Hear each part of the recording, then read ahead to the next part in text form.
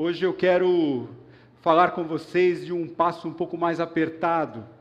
A nossa caminhada,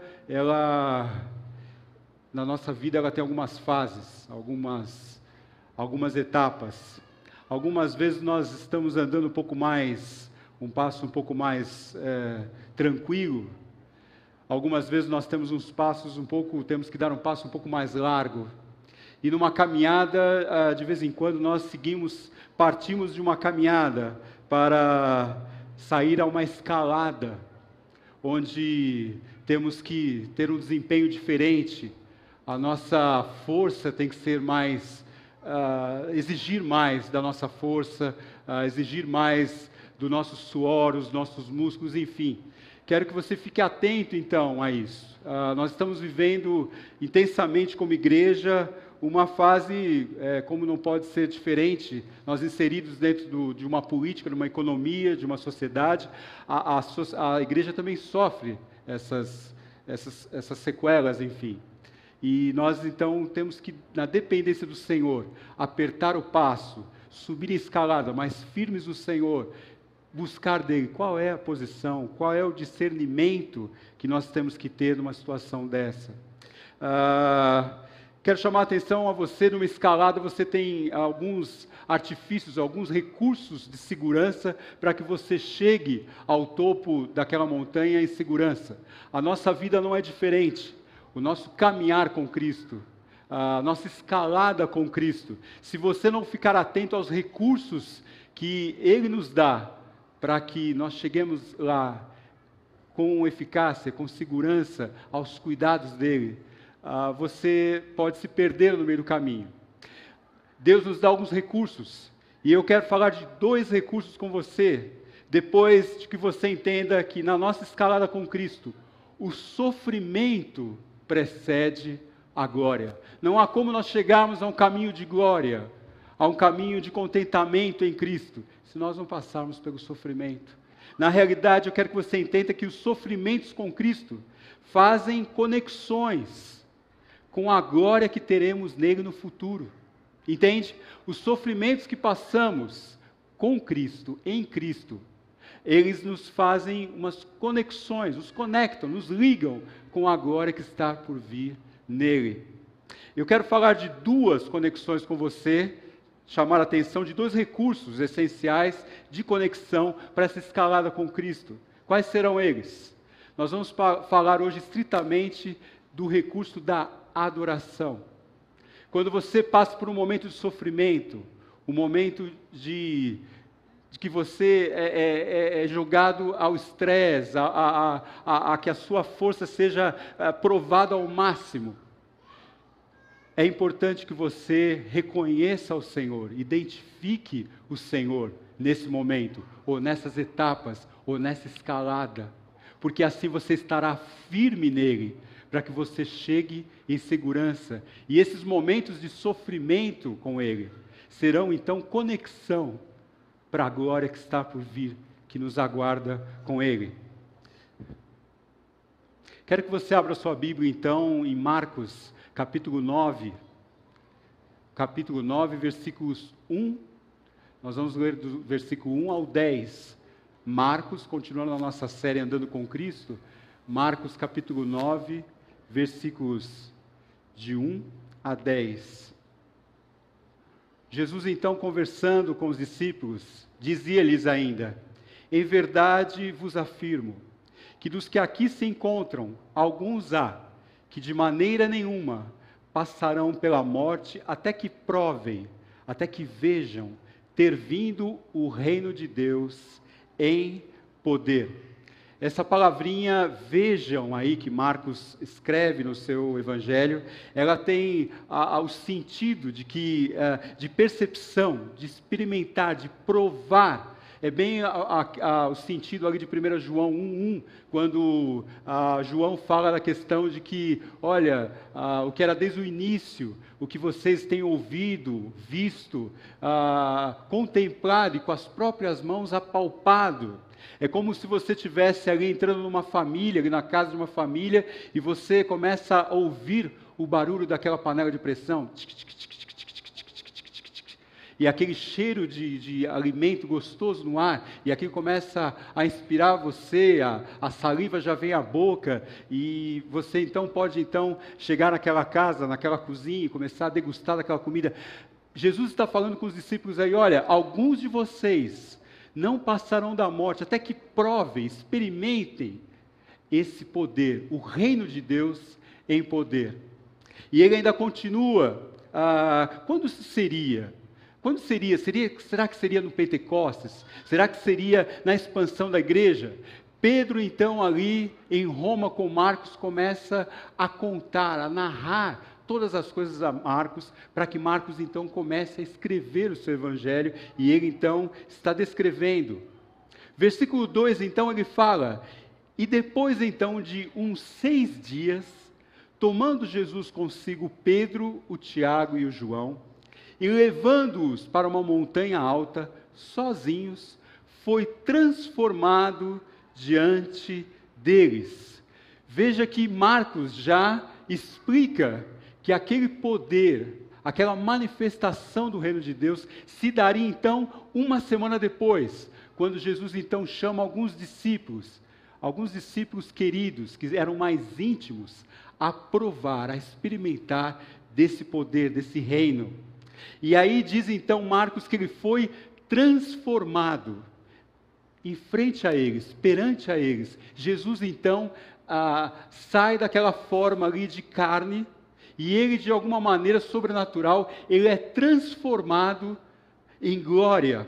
A palavra transformado aí, é a mesma palavra que Paulo usa em Romanos 12, versículo 2, quando ele fala, não vos conformeis com este século, mas se deixem transformar pela renovação da vossa mente. Em 2 Coríntios 3,18, Paulo fala o seguinte, e todos nós, com o rosto desvendado, contemplando como por espelho a glória do Senhor, nos deixamos transformar de glória em glória. Querido, toda vez que você passa por um momento de provação, todo momento que você passa de um tempo de privação, se você identifica o Senhor ali, se você se identifica com o seu Salvador, o Senhor em Cristo, e ali você o adora como seu único e suficiente Senhor e Salvador da sua vida, você passa a obter, a desfrutar, a provar desse poder do reino de Deus. E você começa a ser transformado, se deixar transformar dessa glória em glória. Você já começa a provar dessa realidade na sua vida. E Marcos continua, e as vestes dele tornaram-se brilhantes excedentemente, grandemente, de tal modo, um lavandeiro sobre a terra não seria capaz de branqueá-las dessa maneira. A palavra tornar-se aí é a mesma palavra que João usa ali no começo do seu evangelho, e até Marcos, dizendo, olha, Deus é aquele que traz à existência aquilo que ainda não existe. Se você de fato depositar a sua vida no Senhor, se você de fato depositar a sua vida com que, independente do que está acontecendo naquele momento, Deus, Ele tem o poder de transformar, fazer aquilo que não existe em existência. Mas, querido, eu não estou falando que Deus vai fazer só a questão de mudar a situação. Deus pode mudar a situação porque Ele é Deus, mas o milagre maior, e que nós estamos insistindo com a igreja, é que o maior milagre que Ele vai fazer é transformar a sua vida, a minha vida, o seu coração, a sua perspectiva, a sua mente, como você pensa, como você enxerga as coisas. E é isso que Deus quer que faça. E é isso que Deus quer fazer na sua vida e na minha vida. A pergunta é, as boas novas do Evangelho estão claras. Jesus veio, morreu e ressuscitou. Ele nos traz uma nova vida, uma nova realidade, uma nova forma de pensar, uma nova perspectiva. A pergunta é, estamos nós dispostos a sermos transformados? Estamos nós dispostos a que Jesus, o Espírito Santo de Deus, faça essa transformação na nossa vida, quebre a nossa vida, mude o nosso ser. Esse é o desafio maior. Marcos usa a palavra aí resplandecente, luminoso, grandemente, excedentemente. A forma que Marcos pode usar e escrever ali, dizendo o que aconteceu perante nós, não é coisa de homens, não foi coisa natural, não foi alguma coisa que nós vemos todo dia, mas foi algo sobrenatural, algo que homem nenhum pode fazer. Ele usa a figura de linguagem de um branqueador, de um lavador ali da época. Na época de Jesus, haviam aquelas pessoas que utilizavam da sua profissão como a função de lavar as roupas. Mais que lavar, eles usavam a função para branquear as roupas. Então eles levavam as roupas para fora da cidade, porque eles precisavam de uma grande extensão de terra, para que ele pudesse estender as roupas e poder secá-las. Mas antes disso, ele deveria pegar a roupa, colocar num grande tanque, um grande barril, colocar substâncias tóxicas ali dentro, misturar com água e outras substâncias e pisotear aquela roupa, para que aquela roupa de fato pudesse ser branqueada. Mas ali havia um grande risco para aquele branqueador, porque aquela substância era muito tóxica. Ele devia então fazer isso fora da cidade, por uma necessidade de espaço e também por aquele dano que aquelas substâncias fariam.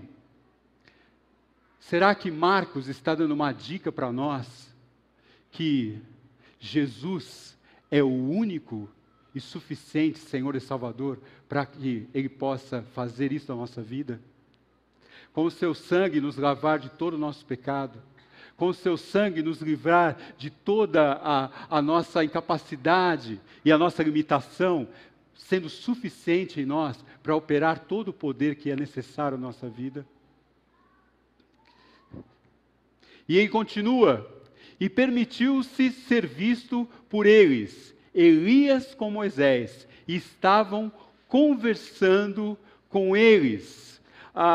É importante para Marcos ali inserir esse detalhe da narração de Pedro, falando que os grandes profetas, ali, o grande representante dos profetas, o grande legislador do Antigo Testamento, estavam ali representando todo o Antigo Testamento e endossando que Jesus não era só um profeta, não era só, ou poderia ser um sacerdote, ou um grande sábio, ou um grande mestre, um rabi, mas ele era o próprio Deus.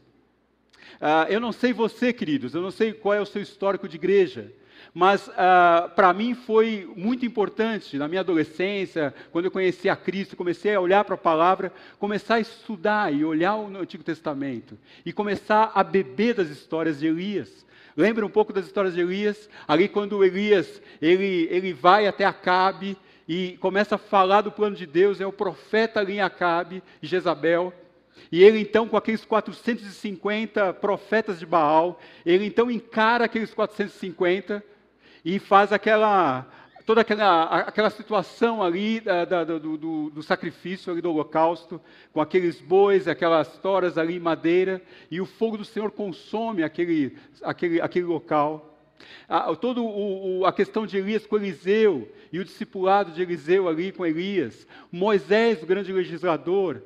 E quando eu olhava aquilo na minha adolescência, e olhava e falava assim, nossa Deus, eu sou igualzinho ao povo do Egito, eu tenho um coração duro, eu tenho um coração que resiste ao Senhor, e eu me debruçava ali, Senhor, eu não consigo, assim como o povo de Israel eu não consigo, mas aquilo Deus foi usando e foi utilizando aquilo tudo para quebrar a minha vida, quebrar a minha dureza de coração, quebrar o meu orgulho, e eu comecei a clamar ao Senhor, Senhor, eu preciso me esvaziar de mim, e preciso, como o Senhor tratou ali, com Moisés ali, com Elias no Antigo Testamento, Senhor, quebra a minha vida, transforma a minha vida, faz da minha vida uma verdadeira adoração, para que eu possa a cada ponto, a cada necessidade, a cada limitação, adorar o Senhor, reconhecer o Senhor, e poder ter a certeza da capacitação do Senhor na minha vida.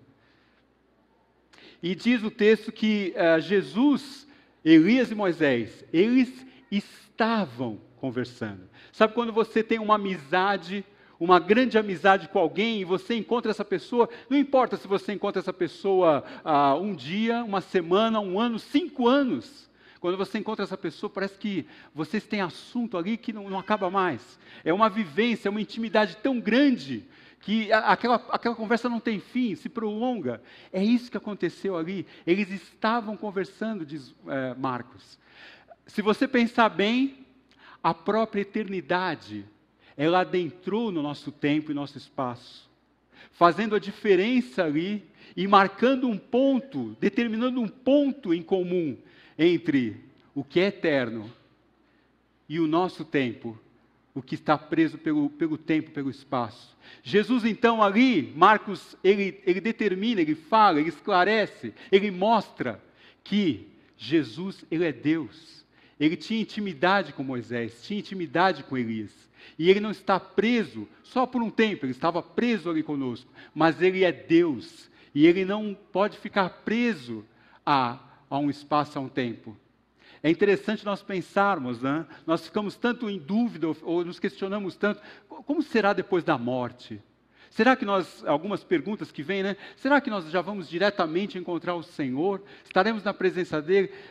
Eu penso o seguinte, querido, nós aqui estamos presos a um tempo e espaço, olha para nós aqui, mas na eternidade não existe tempo, não existe espaço. Agora mesmo nos céus há uma comemoração do reino de Deus, que todas as coisas já estão feitas, já estão consumadas, e ali na presença do Senhor, tudo já está concluído, já está consumado. E essa é a certeza que nós temos olhando para o Evangelho.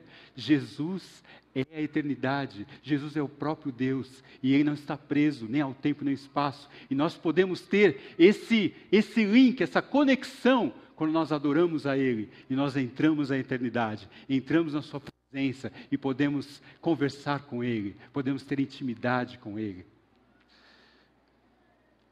Respondendo Pedro, dizendo para Jesus: Mestre, bom é nós aqui estar, e façamos 3 tendas, para ti uma, e para Moisés uma, e para Elias uma, pois não sabia que falasse, porque tornaram-se aterrorizados.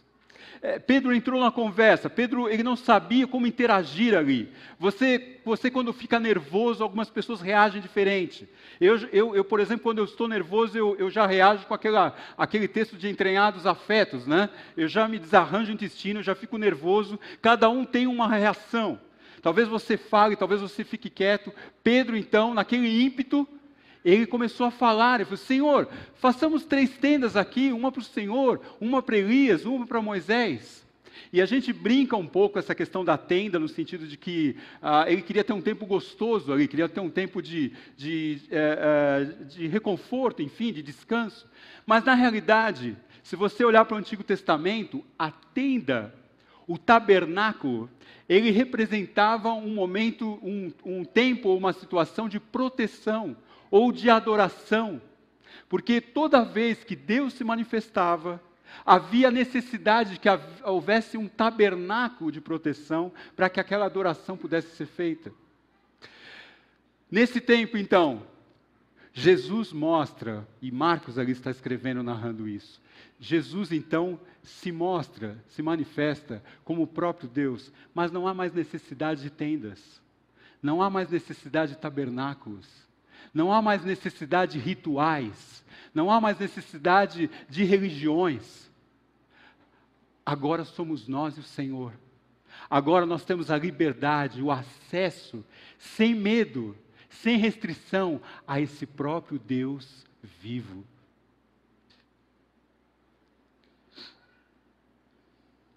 E surgiu uma nuvem, lançando sombra sobre eles. E de dentro da nuvem surgiu um som: Este é o meu filho amado, escutai dele. Na realidade, o texto fala o seguinte: este é o meu filho, o amado, escutai dele. Escutai, o Senhor está falando, dar atenção, estar atento, considera. Olha a nossa escalada com Cristo. Você tem muitos deslizes. Você tem muitas coisas que tiram a sua atenção, muitas pessoas, muitos sons, muitas vozes que tiram o nosso foco. Você numa montanha, aí fica imaginando, você numa montanha, você tem ventos, você tem rajadas, você tem chuvas, você tem raios. Na nossa vida não é diferente. Você tem problemas, você tem tentações, você tem provações, você tem privações. Entre numa UTI de um hospital. Veja uma mãe ali com o seu filho. Se nós não focarmos em Cristo, se nós não olharmos para o Senhor, todas essas coisas que nos rodeiam, elas nos deixam temerosos, nos deixam aterrados, nos deixam com medo. Mas de fato, se nós atentarmos e obedecermos, e nos esforçarmos para obedecer, nós vamos olhar na nossa escalada com Cristo. Onde o Senhor está? Como Ele faz? Qual é o caminho, Senhor? Como eu devo chegar até aí? Eu não consigo, me ajuda. Senhor, eu preciso dessa conexão. Eu preciso achar o Senhor nessa situação. Senhor, eu preciso reconhecer o Senhor. Eu preciso identificar o Senhor. Senhor, me ajuda, me capacita, me orienta. E se você fizer isso, o Espírito Santo do Senhor, que habita no seu coração, habita na sua vida, habita no seu interior, Ele vai guiar você, vai dar confirmação a você, vai dar certeza a você. Ele vai interceder pela sua vida e vai guiar você ao caminho certo, ao momento certo. Repentinamente, olhando ao redor, já não mais viram com eles, senão só Jesus. E descendo eles da montanha, ordenou a eles que a ninguém tais coisas contassem, senão tão logo o Filho do Homem, de dentro dos mortos, se levantasse. E a palavra mantiveram com respeito a eles mesmos, disputando que é o de dentro dos mortos levantar. Quero te chamar a atenção para o propósito desse texto, para as pessoas ali, para o Novo Testamento, para a igreja ali do Novo Testamento, para aquele primeiro século. Jesus, e a gente vem falando isso na série do Caminhando com Cristo, Jesus vem dando sinais, prodígios e milagres de quem Ele é.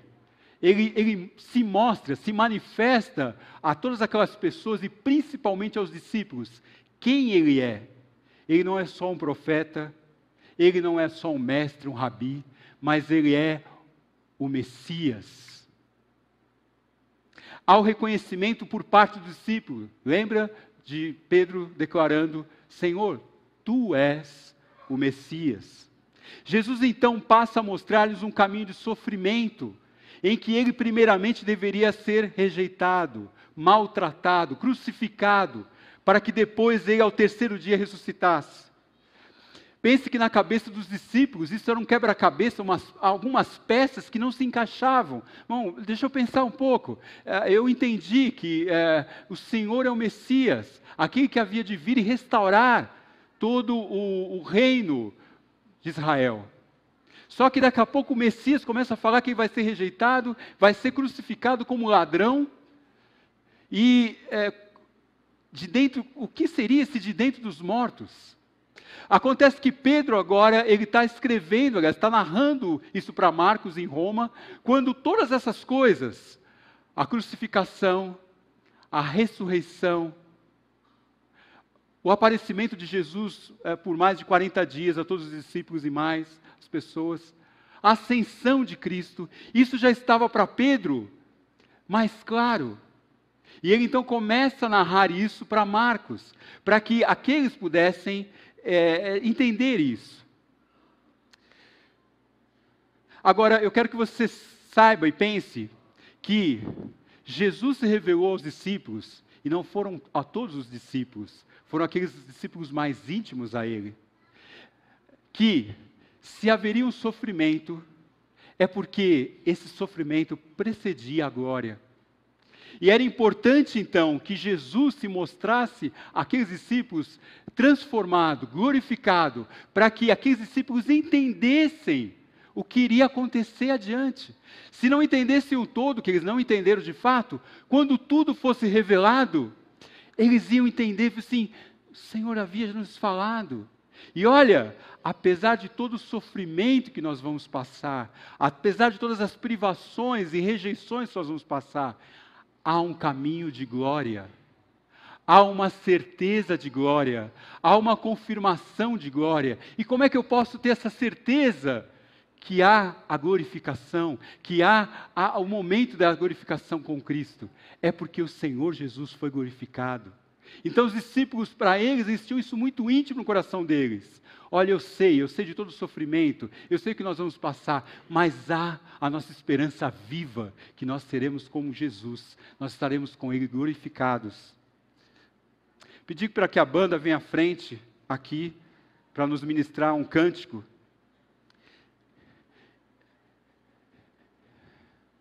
E ele subindo aqui, eu quero perguntar para você uma pergunta, uma questão que ficou martelando na minha cabeça na última pregação do Átila. Na nossa última pregação, ele falou que Deus tem propósitos, objetivos divinos, eternos, para cada um de nós. A pergunta é, como nós vamos manter o foco? Como é que eu vou me manter nesses objetivos? São tantas coisas que me puxam, são tantos desejos até próprios meus, desejos íntimos, que me arrastam, me puxam para fora desses propósitos. E o que eu quero que você guarde hoje, é que se em cada momento, em cada dificuldade, em cada limitação, em cada desejo seu e meu, eu olhar ao Senhor, identificá-lo, Senhor, e adorá-lo como Deus, Senhor e Salvador da sua vida e da minha vida. Esse momento vai ser um momento de conexão, em adoração, a que nós estamos já certos que nós estaremos em glória com Ele. E que esse momento não tardará. Quero ler para você 2 Coríntios 5, que fala o seguinte: sabemos que se a nossa casa terrestre, deste tabernáculo, deste corpo, se desfizer, temos da parte de Deus um edifício, casa não feita por mãos, eterna nos céus. E, por isso, neste tabernáculo, nessa tenda, nesse corpo, gememos, aspirando por sermos revestidos da nossa habitação celestial.